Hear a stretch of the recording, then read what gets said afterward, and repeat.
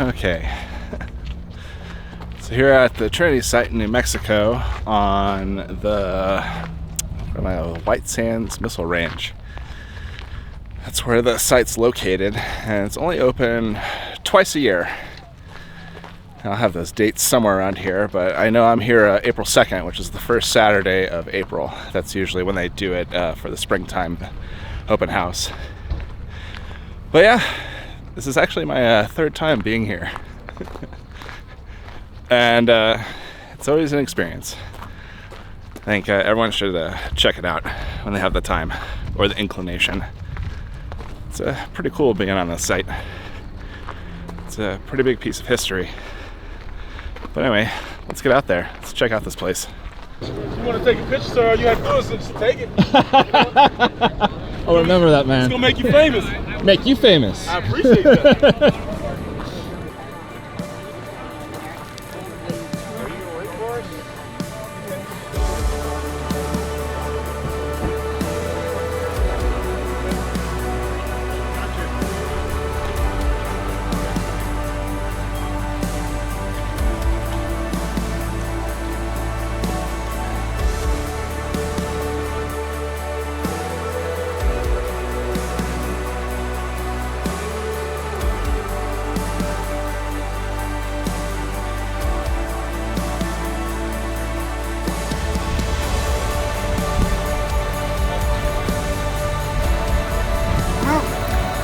Take pictures of them, whatever, let's go. Now go and get in your vehicle and let's go.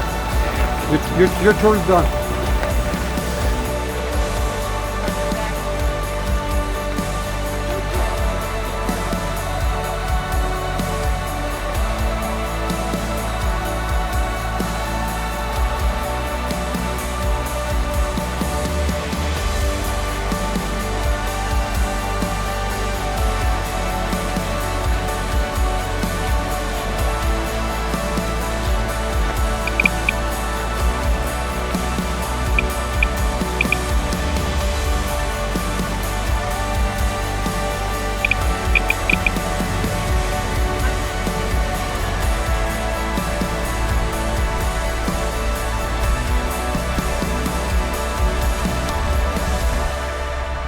Alright, so I'm out here at the Trinity Site entrance. This is the entrance to the gated area over here. This is where everyone goes inside to see the obelisk where they actually detonated the first atomic bomb almost 77 years ago. It's actually 76 years ago. The 77th anniversary is coming up this July. But yeah, let's go inside and check it out. I have my Geiger counter running, and it's getting like 180, 190 counts per minute. And I was looking down the ground here. I can actually see some Trinitite. And so this is what it looks like. This little green rock right here.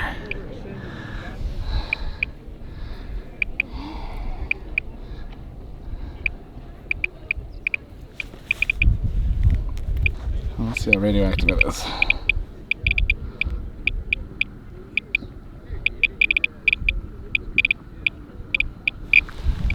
Yeah, not too bad.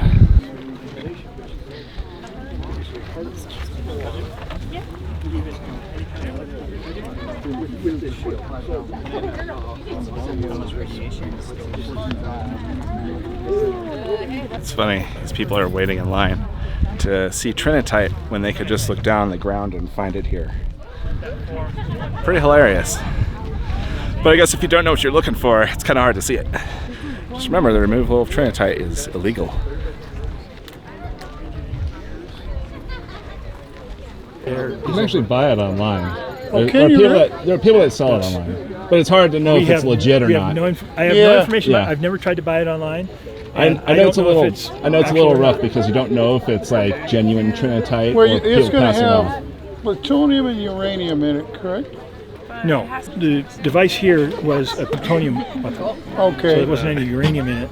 As it fissioned, there were very small quantities of plutonium that weren't consumed, that didn't fission. By now, about all that's here is very small amounts of Europium-152 and 154, which have 8 and 13-year half-lives, and then probably cesium-137. which has a 30-year half-life, is the bulk of the activity. What would be the reading on that right there? Now, what's the rule? Can we take these or not? No, you can't. Okay. Cool. It's pretty low. Thank you. Jeez, that's real low. Yeah, these were way hotter. These radium dials. Yeah, Really? Oh, blow your socks off. you can try these. So, for example, let's see. So in other words, this stuff's no big deal. Oh yeah, you got to old uranium mines, just picks up the ground. This is So what do you got, a gamma? yeah. Oh yeah. The red eye. Okay, yeah, I got the red eye B20. Yeah, but this is a real red eye. See the eye? But the alphas interact very quickly. She's got low energy. Low yeah. energy, yeah, for sure. Wow. UNHP? Huh? UNHP? No, I just do like YouTube videos and stuff. I go and explore old uranium mines. And, yeah, find radioactive antiques and stuff. Charlie's an HP, and I'm an RCT, so we're just like, this is so badass for us. We're geeking out like the whole way. We've been kind of like moving on in. Oh, cool, man. You guys are... Yeah. So.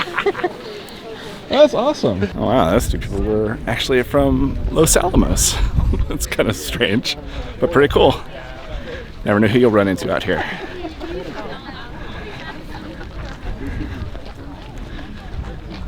All right, let's go to the obelisk.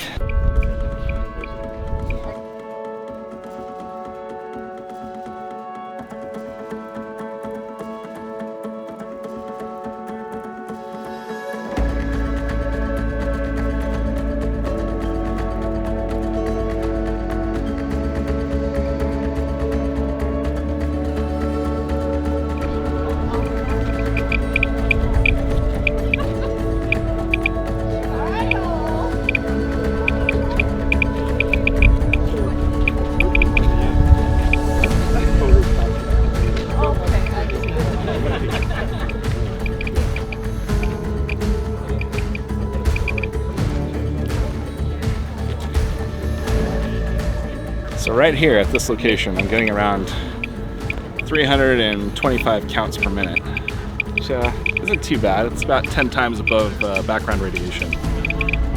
So not too bad if you're just visiting the site.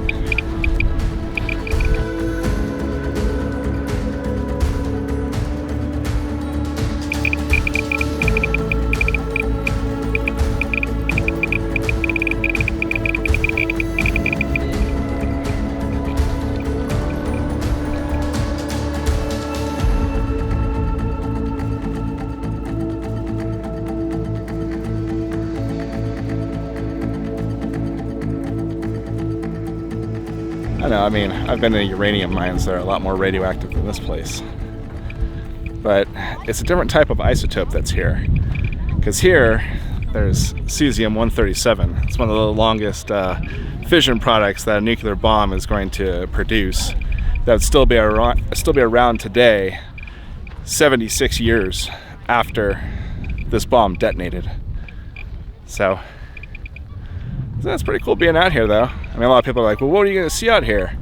Well, it's more just of a historical spot. They do put up photos along the gate here to kind of show people like what the site looked like right after the blast. And yeah, it's a pretty cool place, though. You know, if you're into nuclear science or radiation or something like that, it's a cool place to come and just, you know, experience the history of it. And if you have a Geiger counter, to hear it go click, click, click. So, but anyway, let's keep going. What's it say? Oh, nothing bad. It's like 10 times above background radiation. Okay, I was thinking of getting one, but you know, I was put off by the price of. You should get one, man. They're just good to have. I would. Can we have the actual number? I think he's scared. The actual number. It's the actual number right now at this spot is 339 counts per minute. You think I could grab a picture of that? Yeah. I just have to set my camera up for. All right. It's okay. I'm grabbing pictures of you guys magazine too. to pay for this trip, so we need a lot of data. Oh yeah, I know. I make little videos about stuff too. So. What are you on YouTube? I was watching you. Can we look you up? Yeah. Radioactive Drew. Oh, cool. Oh, you Wait, can I get about stuff like this? Perfect. Thank Yeah, I've seen it go as high as 700 here. Here. Wow. But that's nothing. I mean, I can find stuff at antique shops that are more radioactive than this place. Like uranium glass? Uranium glass, radium watches, radium gauges. I have an old smoke detector that is sends an overload. Oh man. Yeah. That's What about wild. camera lenses? Huh? What about camera lenses? Yeah, thoriated camera lenses. I got Should I some be of those worried too. about them? I have a couple. No. This is your first time Okay. here? No, third. That's cool.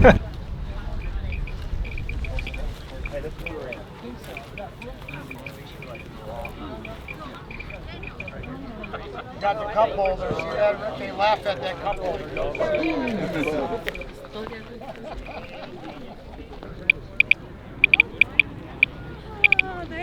Ah, Geiger counter. Geiger counter. He was like, What is who it saying? has the Geiger counter? He was driving him insane. Oh, yeah. He could hear it all. I know, it's just like particles of radiation. Yeah, there's Trinitite over there. Huh? There's Trinitite over Oh, there's Trinitite all over the place here. You can actually go out of the gate to the left and there's like just stuff all over the ground. there. Crazy. Well, now you know who has the Geiger counter. Yeah. I know. People get annoyed by the sound of the Geiger counter, or more like questioning it. Like, is that a Geiger counter? It's like, yes, it is.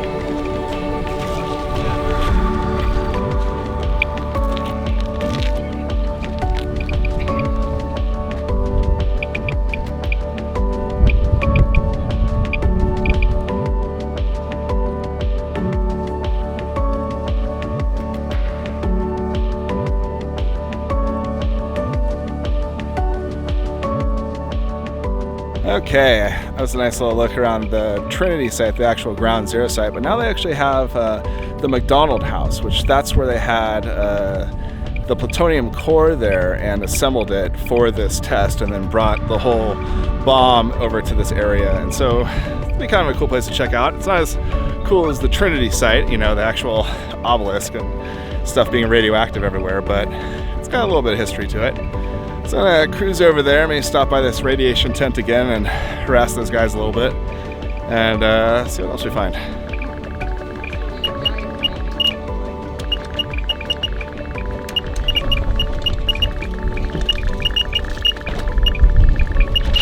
I'm out here at the edge of the entrance to the Trinity site, the ground zero site where the obelisk is, and you can just look down and find these little pieces of Trinitite here. And it's kind of cool because there's a line over there for people to view there are some pretty big pieces that they have in a display case right next to all like the radioactive items that they have to kind of show off and teach people about radiation, which is pretty cool. I really enjoy that they do that and try and educate people on what radiation is and what emits radiation and the different types of radiation. So it's cool. It's a really fun site to explore, and I see kids here and Boy Scouts, and I ran into those people from Los Alamos. That was pretty cool, and it's a cool site to visit, and I strongly encourage you to do so. If you're into history and especially into atomic history or nuclear history, this is a really cool site to check out. I've only ever been here in April, and I really like the weather here right now. It's not too hot, not too windy. The two other times that I've been here, the weather's been pretty much the same as it is today. Really nice and cool. I know that there's a time either I think it's in September or August, where they also have an open house for coming to the site. But I like coming here in April. But anyway, it's a pretty cool place, and now I'm gonna head over to the McDonald house and check that out. Way worse, dude. Hey, how's it going? How are you today, man? You guys have your bus passes? No, I'm just kidding. Come on. Come on in. You got your bus pass? Alright, come on. 4 different buses coming back and forth every 5 to 8 minutes, so you guys won't miss a bus. You guys have a great tour.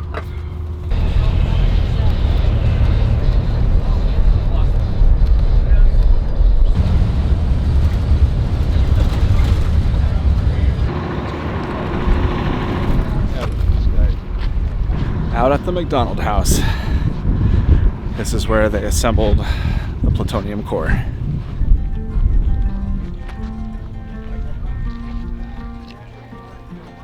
Get the ride back out there, boys. You have to leave and walk the bus this side.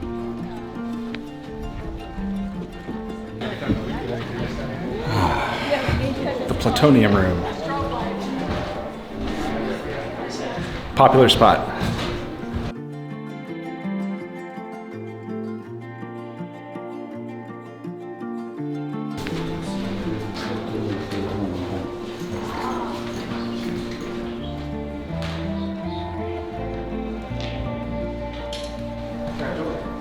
That's where they keep the rattlesnakes. Yeah, you gotta keep the rattlesnakes around.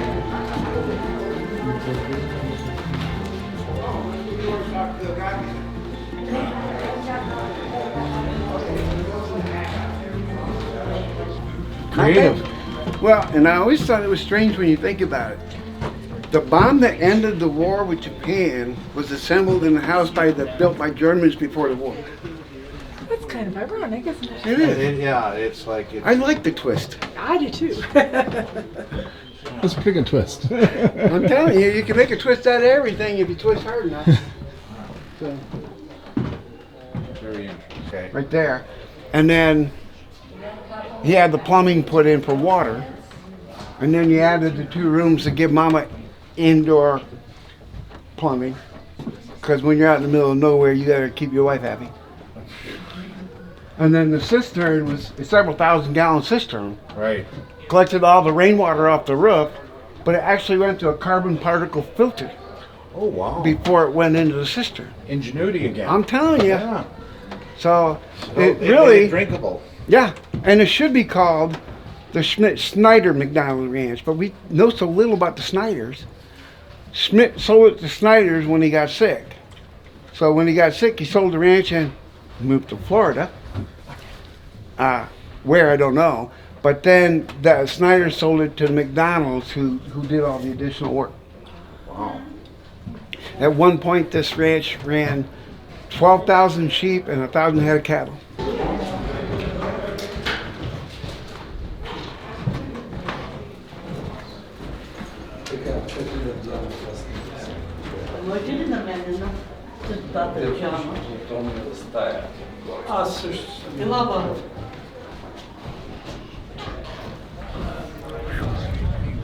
There's that guy. It's just neat to think about living like this. You walk in this house and it changes.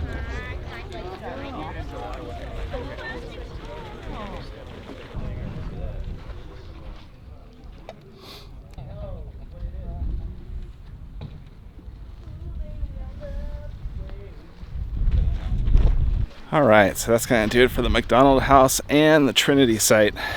Hope you enjoyed this video. If you did like it, consider coming out to the Trinity site in one of the twice-year dates that come up. It's a pretty cool place to check out as far as history goes. All right, later.